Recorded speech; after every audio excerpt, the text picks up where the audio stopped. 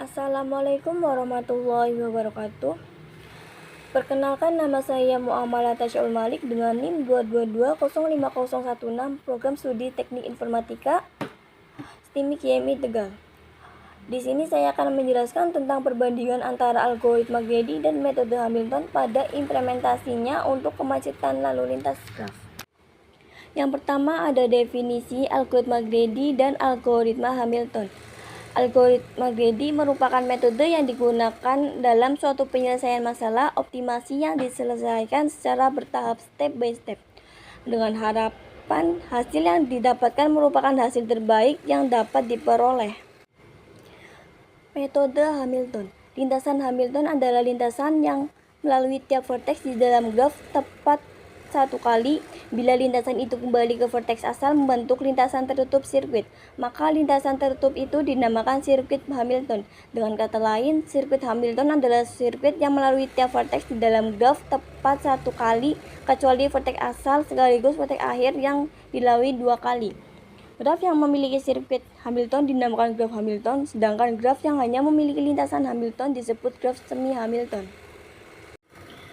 Implementasi algoritma Grady untuk kemacetan lalu lintas.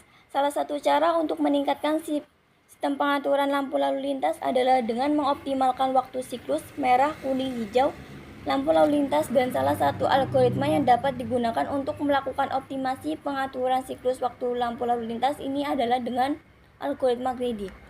Dengan meningkatnya jumlah kendaraan di jalan, maka adanya suatu sistem pengaturan siklus waktu lampu, masalah kelancaran lalu lintas pada daerah persimpangan yang memakai layanan lampu pengaturan lalu lintas tarif LIC sudah merupakan masalah yang umum dijumpai pada arus lalu lintas di jalan raya.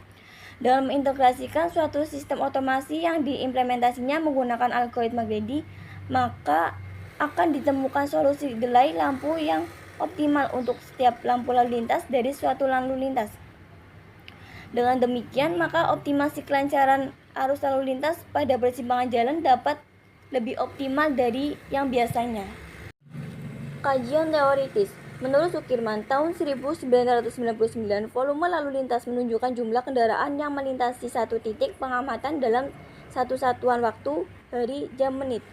Volume lalu lintas yang tinggi membutuhkan lebar perkerasan jalan yang lebih lebar sehingga tercipta kenyamanan dan keamanan.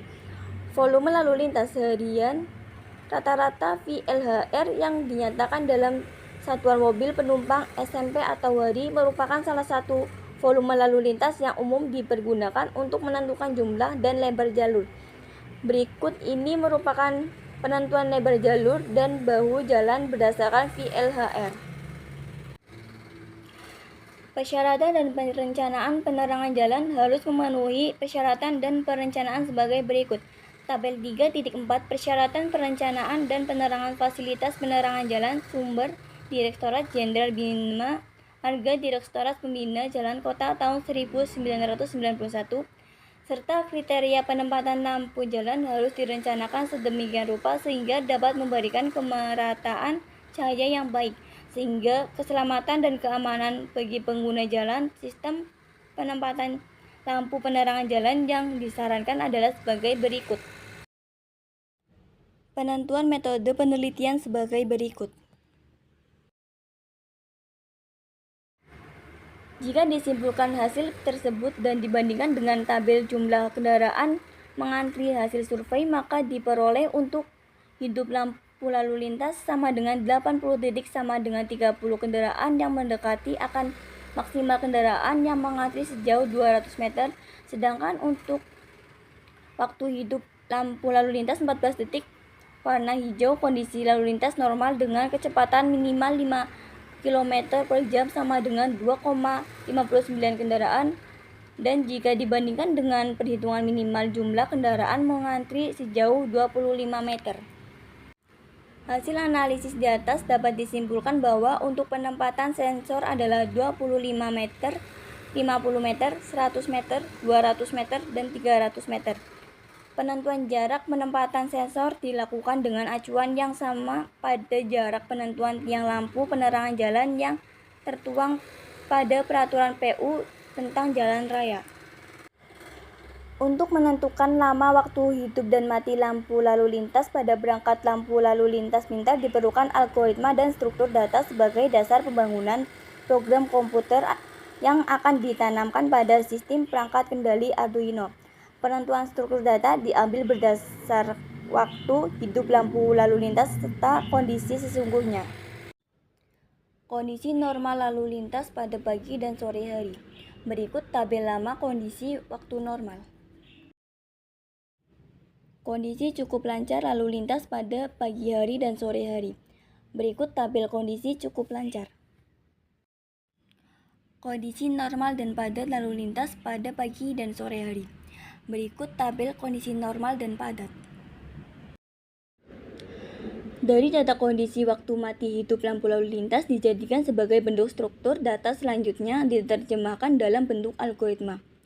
Pada umumnya, jika kondisi lalu lintas cukup lancar pada jalur P1.A, jalur lampu lalu lintas di setiap jalur diset atau ditetapkan lamanya 48 detik untuk waktu warna hijau, 2 detik untuk waktu warna kuning, serta 42 detik untuk waktu lampu warna merah.